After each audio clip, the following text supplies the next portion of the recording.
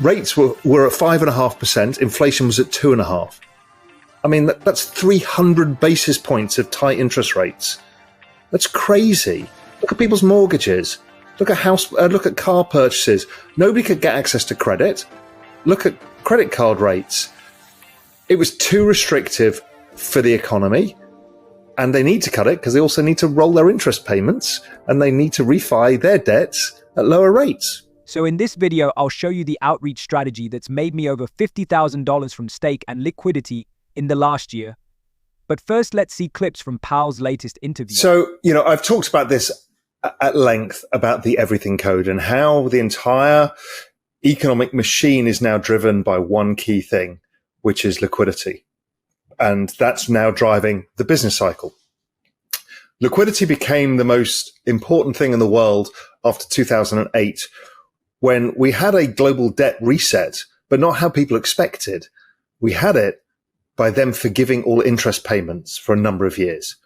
So everybody reset their debts, didn't have to pay interest, and everybody reset their debts at a 3 to 5 year time horizon. That's all the major governments in the world, from China to Japan to the US, the UK to the EU to Canada, everybody. And since then, the world has been on this cycle. Every time you refinance the debts, they add liquidity in. Now, the use of liquidity i.e. debasement of currency, to pay for the interest payments on all the debt is the thing that causes assets to go up, because the debasement is actually lowering optically the value of fiat currency.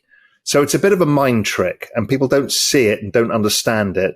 But this is why markets go up. And then, over time, I've looked how cyclical this is, and that it repeats, and we can forecast it into the future by using certain forward-looking indicators as part of the everything code. And everybody should go to my YouTube channel, see that video. So Raoul Pal, the Journeyman, see the video of the everything code. It is 2.5 hours long, but it is the most important thing I've ever put out. And so what we get is, bizarrely, it breaks down pretty much by year, not perfect, but so 2022 was macro winter. We had inflation. We had recessionary conditions in all markets. It wasn't called a recession in the end, but regardless, everything went down and everything went to shit. Next year, spring. What happens in spring? You get shoots of recovery. What happened? Tech stocks, crypto, things in secular trends did really well. But the business cycle remained low.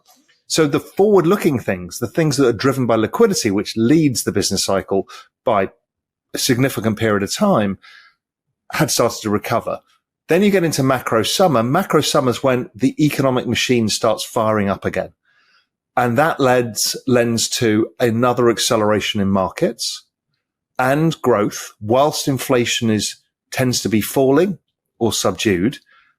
And that's a really lovely period, because you can make money in pretty much everything. Commodities go up, gold goes up, small caps go up, crypto goes up, tech goes up, everything goes up. And that's where we are now. And so that summer period, the real footprint usually accelerates around the US election and after it. And that's when most markets have their best performance. So there is a seasonality around elections, which you tend to get strong first half of the year or first part of the year. Then it tends to be a bit more sideways, which we had in tech and we had in crypto, and where the rest of the market started playing a bit of catch up. And then you get the acceleration that goes on for the end of summer straight into macro fall, which is 2025, when really the best gains come of all. So that's where we are. So back then we were just starting. Now what happened? Crypto went on a massive tear, then had that sideways consolidation. Tech had a massive tear, had a sideways consolidation. The rest of the market, it doesn't actually fit necessarily with the end of the year. So we're still in summer. So basically, if you think late summer, the weather's pretty good. That's where we are. Somewhere in the middle of summer. So the weather's good. It's easy to make money. And this is the acceleration that happens around the US election years.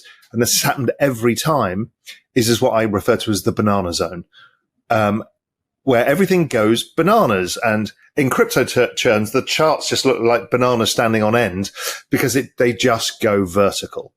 because around the election period and the year afterwards, they all have to refinance, $10 trillion of debt. The Fed has not been able to the Treasury has not been able to refinance easily. So it's been issuing short end bills, which is basically a holding pattern for rates to come down. Wait for rates to come down and then you can refinance your rates. It's like you don't want to refinance your mortgage at highs. You want to refinance your mortgage at lows. So you keep your money in a money market fund, which is basically what the Fed did. And then they'll do that. So that period of massive liquidity tends to debase currency. We're seeing China coming out with the cowbell, more stimulus. The US has started the rate cut cycle. That's going to come down a lot. The EU have started. The UK have started. Everybody started. And so the big game is at play. Mm-hmm. Okay. You're probably the perfect person for this because I did have a viewer question. They emailed in asking for a guest to explain liquidity and where it comes from exactly. And if that is what's underpinning all of this, where's the liquidity coming from? Is it just the rate cuts or just fill it? I guess maybe I'll step back and let you fill us in. Yeah. So rate cuts are actually a bit of a red herring. Liquidity really comes from central banks and governments putting money into the system. So we have something in the US called Fed net liquidity. So what is the three component parts of that state level liquidity? Well, that's driven by the Fed balance sheet, quantitative easing. They're still tightening, but they've reduced the amount of tightening. Then we have the reverse repo. And that is basically where banks mop up all of their funds.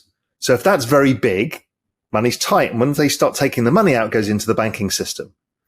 The other side is the Treasury General account, which is the checking. You do this for yourself. There are many other platforms you can use, but like I said, we really like this for Turbo Finance. It just seems to be the best kind of strategy. So how do you do this? You come in Turbo Finance, you come on Usk, and let's say you were looking at the same pool as me, which was obviously the Usk and SUI. Man, this is paying you 845%. It's crazy. You would add liquidity. You would have your SUI wallet here. Hopefully you guys know how to do this just like a MetaMask wallet. Just type in SUI wallet Google Chrome and make sure you don't click on any scam accounts. Make sure it's the right one. Just test with $100 or so. Blah, blah, blah. Now, what these guys will want you to do is they'll want you to do a light version. We like the pro version because you get to control your ranges. For example, you can say here, if you don't think SUI is going to go below $1 again, you could have it base case here. The tighter range you go, the more yield you can get. So I'm making $60 a day, for example, on my pools here. But if I wanted to earn way more than that, I can bring these ranges way tighter. But to be safe, what I would probably do is go to about 2.5. Again, this is super wide. You should be in this range for ages down to about 1. You're probably not going to come out of the 1 range, but again, you never know. So if you want to be a little bit more aggressive, you can bring this down. You can see the APRs went drastically down, so it's however you want to play this, right? If you don't want to do that, you just go on the light version and do it for yourself. Then you just deploy. Once you do that, you're going to have a pool. And this is so motivating, man, because every single second, just as we're speaking, the rewards are being calculated. How this works is you provide liquidity. You're doing exactly what SUI is supposed to do for traders. They come in there, they use this because it's way cheaper than Coinbase, etc., and you're providing the service. In return, you get free cash USDC and you get free SUI. You're collecting the free SUI because you believe in SUI anyway, right? Again, something to think about. It's something that we're doing, and that's exactly how I'm turning $7,500 into well over $100,000 in this bull market. I always show this on my channel, but I wanted to do a step-by-step version. Of course, if you want to join the community, you can. I'm not here to sell you on that, but that's how you do it. Everybody always says, well, how do you do it? How do you do it? That's basically at Turbo Finance. There's no affiliate link. These guys don't pay me. We've been doing this actively, and I've been sharing this for months now. Learn, choose the pool that you want. If you like other pools, there are a lot more. Other pools you can check out are a lot riskier. There are some coins here that are giving you a 100,000% APR. But again, 1,000% APR. If this liquidity or whatever goes to zero, it doesn't matter if it's paying me 1 million APR, because 1 million APR, guess what? Zero is still zero. Hopefully you got some value, just something I wanted to share because nobody seems to talk about it. Everybody's like DCA, DCA, DCA. Buy here, sell at $15. Well, that's good, it's cute, but you're missing out on so much more opportunity. And here is the kicker, you don't have to wait until SUI goes to $15. So if you could take profits at $5, $6, or $7 and make way more than the guy that's waiting for $15. If you want to share more ways to make money with crypto, let me know in the comments. Check out the link below. If you buy and spend coins, check Nexo Exchange, and I'll see you in the next one.